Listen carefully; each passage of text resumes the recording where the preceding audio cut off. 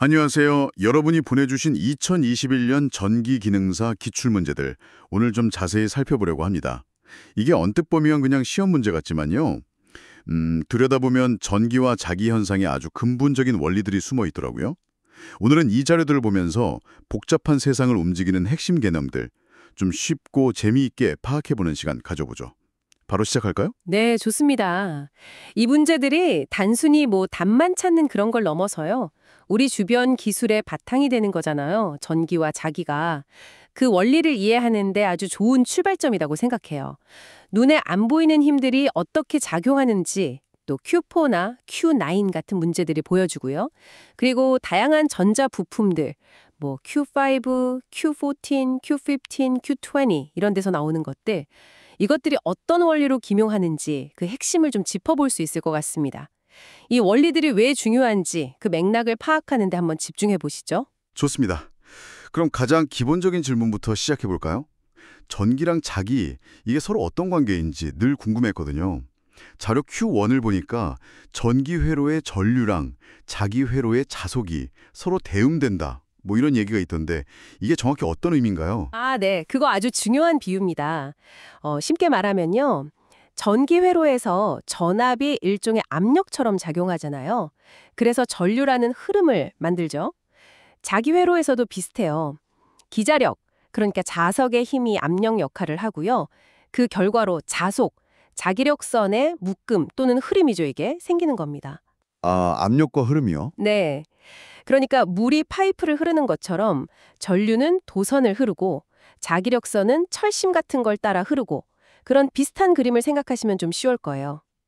원인, 즉 전압이나 기자력, 그리고 결과, 전류나 자속, 이 관계가 아주 유사하다는 거죠. 와, 전기랑 자기가 그렇게 닮은 꼴이라니 진짜 흥미로운데요. 그럼 이런 기본적인 힘에 대한 법칙들도 좀 나오던데요. Q4에서는 두 전하 사이에 작용하는 힘, 쿨롱의 법칙, 이걸 언급하고요. Q9에서는 플레밍의 왼손 법칙이 전동기, 그러니까 모터의 원리라고 설명을 해요. 이 법칙들, 이름은 들어봤는데 이게 우리 실생활이랑은 어떻게 연결되는 걸까요? 쿨롱의 법칙은요, 사실 모든 전기 현상의 진짜 시작점이라고 할 수 있어요. 전전기부터 시작해서 우리가 쓰는 모든 전자회로까지. 전하들이 서로 밀고 당기는 그 힘이 없다면 사실 아무것도 작동하지 않겠죠? 그렇군요. 기본 중에 기본이네요. 네. 그리고 플레밍의 왼손 법칙은 훨씬 더 역동적이죠. 자기장 속에서 전류가 흐를 때 힘을 받는다는 원리. 이게 바로 선풍기부터 전기차까지 모든 모터가 돌아가는 이유거든요. 아, 모든 모터요? 그렇죠. 반대로 발전기는 플레밍의 오른손 법칙을 따르고요.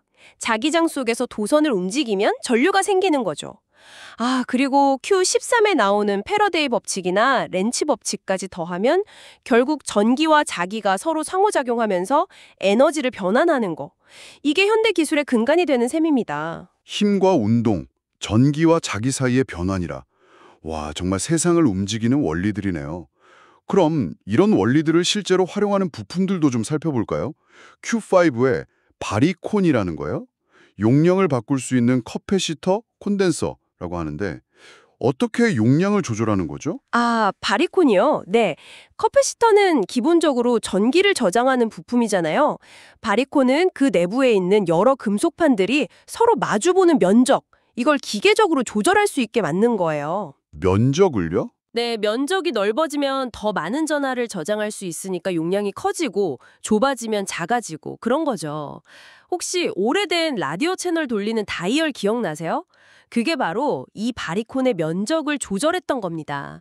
요즘은 잘 안 쓰긴 하지만 원리는 알아둘만 하죠. 아, 라디오 다이어뷰 귀에 쏙 들어오네요. 네네.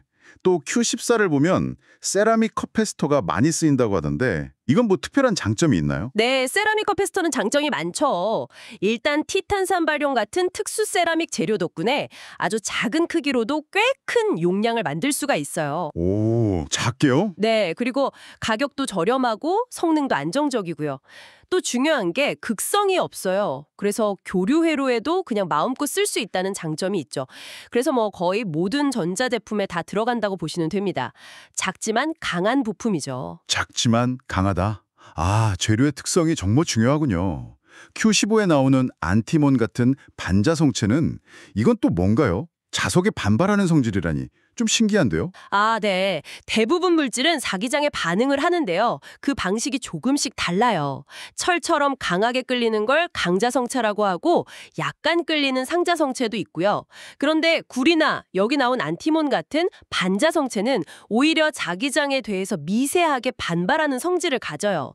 뭐랄까 자기장의 영향을 거의 안 받거나 오히려 살짝 밀어내는 그런 성질이라고 이해하시면 됩니다.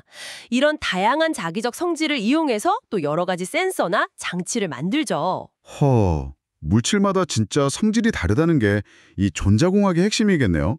비슷한 맥락에서 Q20을 보면 저항, 코일, 커패시터는 선형 소자인데 진공관은 비선형 소자다. 이렇게 구분하던데요.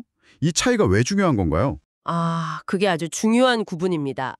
선형 소자는요, 입력과 출력의 관계가 예측 가능한 직선, 그러니까 정비례 관계를 보이는 소자예요. 단순하고 안정적이죠. 네. 반면에 비선형 소자는 입력 신호에 따라서 출력이 좀 복잡하게 변해요. 예측이 딱 떨어지지 않는 거죠. 진공관이나 트랜지스터 같은 게 대표적인데요. 이 예측 불가능성이라고 할까요? 이것 덕분에 오히려 신호를 증폭하거나 디지털 신호처럼 껐다 켰다 하는 스위칭 같은 복잡한 작업이 가능해진 겁니다. 아, 예측이 안 돼서 오히려 더 복잡한 게 가능하다고요? 그렇죠. 비선형성이 없었다면 지금의 컴퓨터나 통신 기술은 사실 불가능했을 거예요. 와, 단순한 게 좋은 것만은 아니었군요. 비선형성 덕분에 더 복잡한 기능이 가능해졌다니 진짜 역설적이네요. 그럼 마지막으로 좀 실용적인 개념들도 짚어볼까요? Q10의 정전차폐는 뭔가요? 외부 전기장을 막아준다니 어떤 원리죠? 네. 금속 같은 도체로 상자를 만들어서 내부를 완전히 감싸버리면요. 외부 전기장이 안으로 들어오지 못해요. 이게 왜 그러냐면은 도체 표면에 있는 전자들이 외부 전기장에 반응해서 내부 전기장을 딱 0으로 상쇄시켜버리기 때문입니다. 아, 혹시 엘리베이터 타면 휴대폰 신호 약해지는 거 경험해 보셨죠? 그게 대표적인 예입니다. 민감한 전자장비들을 외부 간섭으로부터 보호하는 데 아주 중요한 원리죠. 엘리베이터 예시 덕분에 확실히 이해했습니다. 네. 에너지 단위 이야기도 나오네요. Q7이랑 Q12 보면 전자볼트, EV, 줄, J, 와트, 초, WS 이게 다 에너지를 나타낸다는데 왜 이렇게 여러 단위를 쓰는 건가요? 그건 측정하려는 대상의 크기나 아니면 분야에 따라서 좀 편리한 단위를 쓰는 것뿐입니다. EV는 원자나 전자처럼 아주 작은 입자들의 에너지를 다룰 때 좀 편리하고요. 줄은 국제 표준 단위죠. 그리고 WS는 전력 W와 시간 S를 곱한 값으로 우리가 전기에너지 사용량 계산할 때 좀 익숙하잖아요? 네, 그렇죠. 전기요금 같은 거. 맞아요. 1와트의 일률로 1초 동안 한 일이 1줄이고 이게 또 특정한 전자볼트 값에 해당하고 결국은 다 같은 에너지인데 표현 방식만 다른 거라고 보시면 됩니다. 그렇군요. 오늘 기출 문제를 통해서 정말 많은 걸 훑어봤네요. 전기와 자기의 기본 힘부터 시작해서 그 힘으로 움직임을 만들고 플레밍 법칙 같은 거요. 또 에너지를 저장하고 커패시터 이야기 했었죠. 재료의 특성을 활용하고 반자성체나 세라믹 같은 거. 심지어 외부 영향을 차단하는 정전차폐 원리까지. 우리 주변 기술 곳곳에 진짜 이런 원리들이 다 숨쉬고 있었네요. 맞습니다. 이 문제들이 전개 기술에 정말 탄탄한 기초가 되는 개념들을 잘 보여주고 있어요. 그래서 단순히 공식을 외우는 것보다는 각 법칙이나 부품이 어떤 배경에서 나왔고 또 어떤 의미를 갖는지 이걸 좀 연결해서 이해하는 게 중요하다고 생각합니다. 특히 아까 이야기 나눴던 선형 소자의 예측 가능한 특성하고 비선형 소자가 열어준 그 복잡한 기능 구현의 가능성, 이 차이를 생각해보는 것도 꽤 의미 있을 겁니다. 그러네요. 정말 흥미로운 지점인 것 같습니다. 자, 그럼 마지막으로 여러분께 이런 생각을 한번 던져볼까 합니다. 오늘 다룬 내용 중에 Q20에서 진공관 같은 비선형 소자가 초기 전자공학에 아주 중요했다고 했잖아요.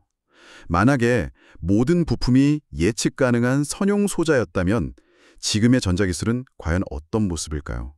어쩌면 비선형성이란 그 불완전함이 오히려 기술 발전에 어떤 혁신적인 기회를 제공했을지 한번 상상해 보시는 건 어떨까요?